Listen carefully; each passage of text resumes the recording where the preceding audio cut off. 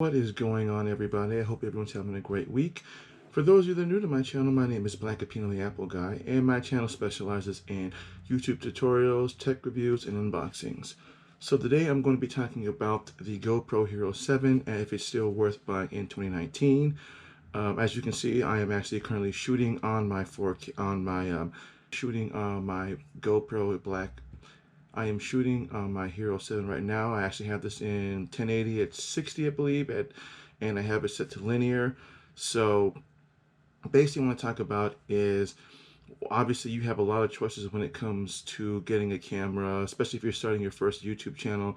You want to know, what can I get in this certain amount of money, or do I need to go off and spend a crazy amount of money to start off with my first video? And actually I'm going to give you a little bit of background on my channel and how I actually got started.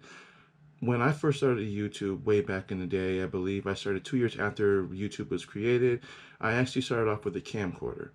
And at the time when YouTube was out, it was mostly just just making videos and throwing it out there and people watching it and liking it, and if they liked your content they subscribed to you.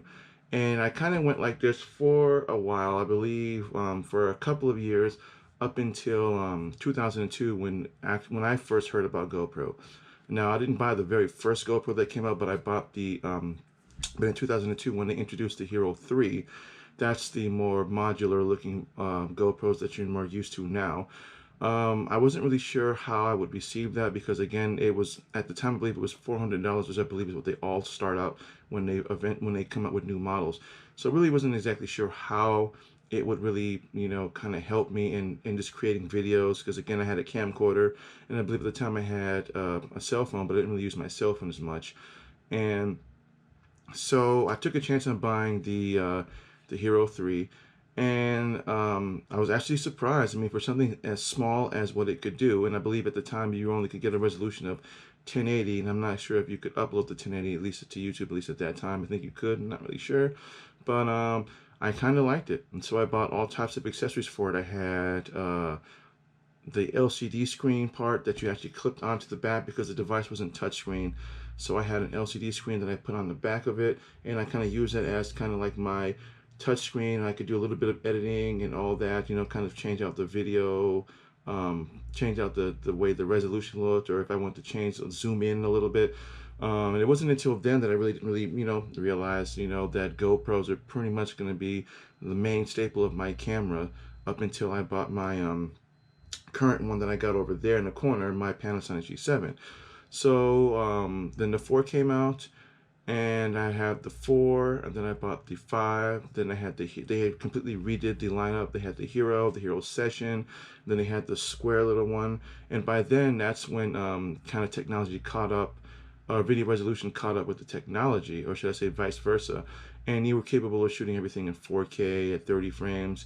And so I bought every itinerary of GoPro that I could get, and it was cool because no matter which GoPro that you bought, they all worked with the same accessories, or with the exception of the 3 when you got it, and it changed when they came out with the 4 and then the 5, and everything just kind of changed there. But every other accessory that you bought from the 5 on up just worked. I mean, you didn't have to worry about buying another suction cup, or you didn't have to worry about buying another cage. They were all literally the same when it came to accessorizing it. And so now you have the Hero 7 Black, which is what I have, and it's a huge improvement on the GoPro product line. Now, obviously, they're coming out with a new GoPro, so by the time this video drops, there are probably already a ton of videos out there that have already talked about the new GoPro 8. I've seen little bits of snips of it, but I'm not really going to worry about the GoPro here, or the GoPro 8, until I decide if I want to buy it, I'll buy it. But I haven't really looked much into it. I missed the premiere where they were talking about it. So, but for the fact that what you get at about $330, you get a small compact camera that, as you can see, I'm actually shooting on my Hero Black right now. And again, I'm shooting this in 1080 at 60 frames at linear view, which means it's a much more narrow view. I can shoot at 4K at 30 frames a second, 2.7, and 1080, as you can see right here.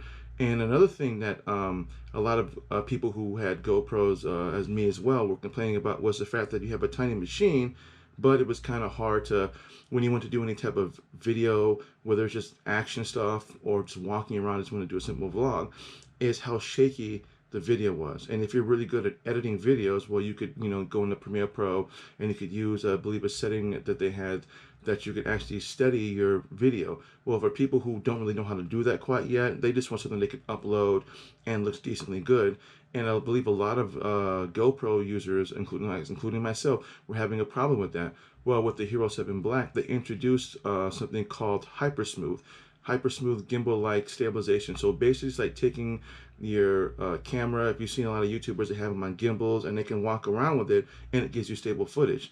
Now, this is what they apply to the GoPro Hero 7, and only the 7. Obviously, when you went to the 5, or as they call it now, the silver and the white, they don't have that function, but on the 7 they do. So that pretty much changed the game again when it came to having something small and compact, and still being able to walk around, put it on put it on your bike, put it on your helmet. Literally, you can do running, you can do trail hikes, and whatever you want to do, action or whatever. The video was now more stable and was more stable, and you got better content. And that, I believe, is something that was sorely missed when they had the 5 and the 6. So with the new 7 lineup, they corrected that. I mean, obviously there's still going to be some, and no GoPro's going to be perfect. I mean, you can only improve so much. Obviously people are going to complain about stuff, but as it sits right now, the GoPro Hero 7 with the 8 being introduced today. As I said, I haven't had a chance to look at it. I just know that they were talking about it. It was on their website. I haven't looked at it yet. They've actually knocked down the price. So the Hero 7 now, when it used to be $400, is now $330. So it's an even better time to actually get the 7 and get all those features, and still get live streaming capabilities, which is kind of cool. So you can stream live via Facebook, or if you have a certain amount of subscribers, you can stream via YouTube that way. You also have voice control, so you can always use your voice to want to take photos or take videos when you're using your GoPro. I've used it myself a few times. It doesn't really work if you're in a very noisy environment, so it just depends on where you're at, how that works. And then they also have a new function called Time Warp, which is kind of like a really cool time lapse. So instead of your GoPro being kind of just stuck in one spot and then just capturing everything, you can actually take your GoPro, walk around, and it makes like a hyperlapse, but in a smooth way, of your journey. It's actually pretty cool. I'll show what I mean, and at the end of the video, to stay at the end of the video, and I'll show you some kind of footages that I took of using my GoPro on my way to work, just simply walking from my car to Starbucks. And then there's a little bit of time lapse that I actually was using for it. It's actually pretty cool. And again, you're getting all this and something small and compact for less than $400. Now, there's a lot of point and shoot cameras that you can get out there for around that price, but none of them are really going to give you the 4K capabilities or the stabilization that you really would want when you're looking at doing a video. So it would put this in that sweet spot of, if you're not really sure if you want to get a full framed or a mirrorless camera, but you don't want to get a DSLR, or a point and shoot, a GoPro is the best go-to camera. And again, you can actually use it as a vlog. I'll drop a link in the description up here on turning your GoPro into a vlog. Now, it doesn't have to be as massive as like what mine was, but again, even just straight out the box, it's still not a bad option. So it's definitely worth having. And if it's still worth, and do I think it's still worth buying in 2019? Actually, yes. And even again with the new GoPro that just was announced today, it's still a good time to buy a GoPro, because again, you've got that hyper smooth stabilization, which is something you really can't get in any camera in this price category unless you're willing to go into the DSLR and then the mirrorless price tag. And then again, even at around the $500 to $600 range, some cameras aren't going to have that. Now, unless you jump into the $700 to $800 range, and again, you're looking at spending a lot of money for that, especially if you're just starting off your first YouTube channel and you want to start off with your first content and video. This is a perfect camera to do that with. So is it worth it buying in 2019? Yes, actually it is. So again, stay tuned for the end of the video, and I'll show you some nice pictures, videos, smooth videos, and kind of a glimpse at what motion lapse is. It's actually pretty cool.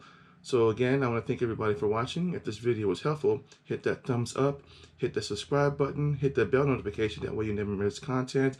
helps me with my YouTube, helps me with my subscription, helps my channel grow a lot bigger. And I just want to thank everybody who has subscribed to my channel, because I've done the GoPro giveaway. I've already contacted the lucky subscriber, and I think this time I'm gonna probably do something a little bit grander. So I'm actually aiming for 500 subscribers. Now, whether I get this by the end of the year or sometime next year, I'm aiming for 500 subscribers, and by then I'm probably either gonna do a giveaway of a camera or a laptop. I'm not really sure which one, but I'm gonna give you guys a choice. So, you know, what do you guys think? A camera or a laptop? Nothing really expensive like a Mac or anything like that, but just something that's, you know, usable, that you can kind of use on a day-to-day basis. So again, this is Black Apino the Apple Guy. I want to thank everybody for watching, and have a good one.